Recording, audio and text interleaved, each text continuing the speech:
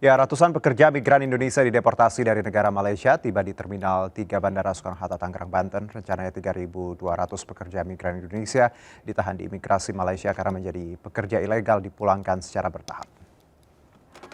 193 pekerja migran Indonesia, sebagian besar wanita memiliki anak, tiba di Terminal 3 Bandara Internasional Soekarno-Hatta, Tangerang, Banten. Ratusan pekerja migran dideportasi dari Kuala Lumpur, Malaysia. Sebelumnya ditahan dan dipenjara oleh imigrasi Malaysia karena bekerja secara ilegal. Pemerintah melalui Badan Perlindungan Pekerja Migran Indonesia menjemput langsung ratusan pekerja migran di Bandara Soekarno-Hatta untuk dibawa ke Wisma Atlet. Pekerja migran ini diwajibkan menjalani karantina sebelum dipulangkan ke daerah asal. Khususnya buat kawan-kawan yang masih di dalam penjara saya harap semoga cepat menyusul balik ke Indonesia dan jangan pernah balik ke sana karena di penjara sana sangat menyedihkan sekali ya seperti saya.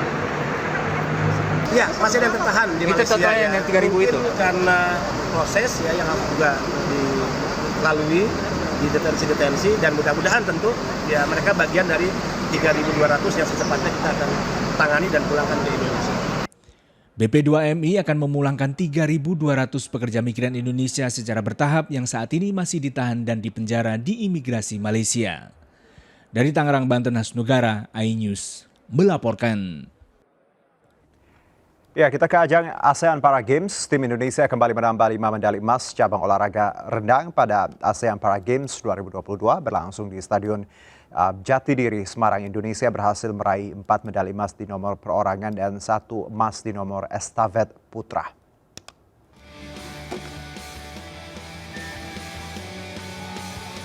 Tim para renang Indonesia terus mendulang medali emas ajang ASEAN Para Games 2022 di kolam renang Stadion Jatidiri, Semarang.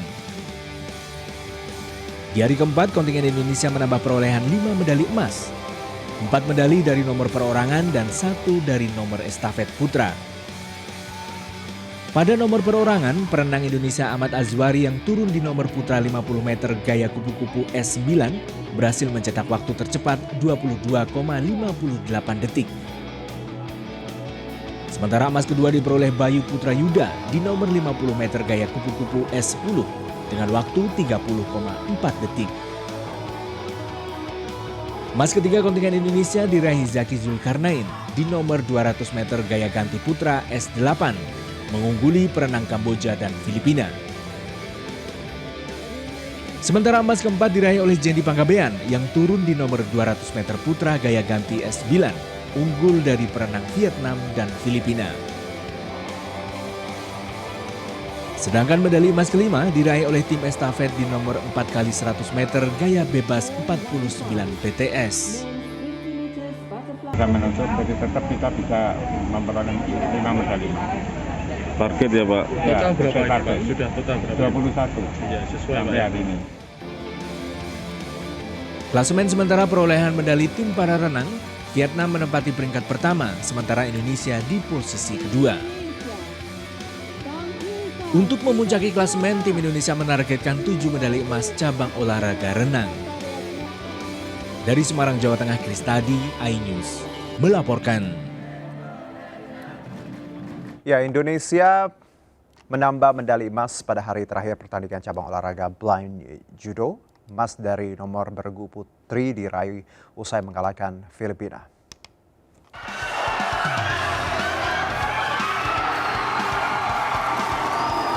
Indonesia meraih medali emas usai menaklukkan Filipina di cabang olahraga blind judo nomor bergu putri yang mempertandingkan kelas minus 48 kg, minus 57 kg, dan plus 57 kg. Namun mereka tidak meraihnya dengan mudah. Tuan rumah yang diperkuat Novia Larasati, Garini Melinda Artia, Fadila Nurul, dan Makfira Balgis Mega mendapat perlawanan sengit dari Filipina. Filipina sempat mengalahkan Indonesia pada pertandingan pertama. Namun wakil Indonesia mampu membalikan keadaan pada sisa laga untuk meraih medali emas. Dengan tambahan emas ini, kontingen blind judo Indonesia mengumpulkan total 9 medali emas, 5 perak dan 3 perunggu dari 10 nomor yang dipertandingkan.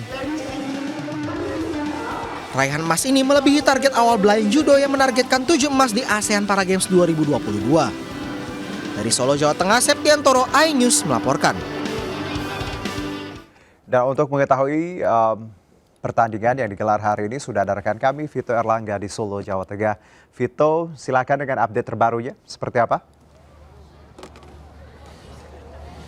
Ya baik Juno dan pemirsa, dapat kami laporkan meskipun Indonesia unggul dalam sejumlah cabang olahraga seperti blind judo, para swimming, dan para tenis meja, akan tetapi sekitar 30 menit yang lalu Indonesia harus mengakui kekalahannya di cabang olahraga cerebral palsy saat melawan tim Thailand, yang mana Indonesia kalah dalam adu penalti dengan skor akhir yaitu 6-5 untuk Thailand. Di cabang olahraga sepak bola cerebral palsy ini menjadi salah satu yang ditunggu-tunggu oleh masyarakat. Hal ini dikarenakan banyaknya antusiasme masyarakat yang melihat atau menonton langsung, dan tadi sempat terjadi drama-drama dalam permainan sepak bola yang tentunya sangat begitu menarik untuk dilihat, dan banyak sekali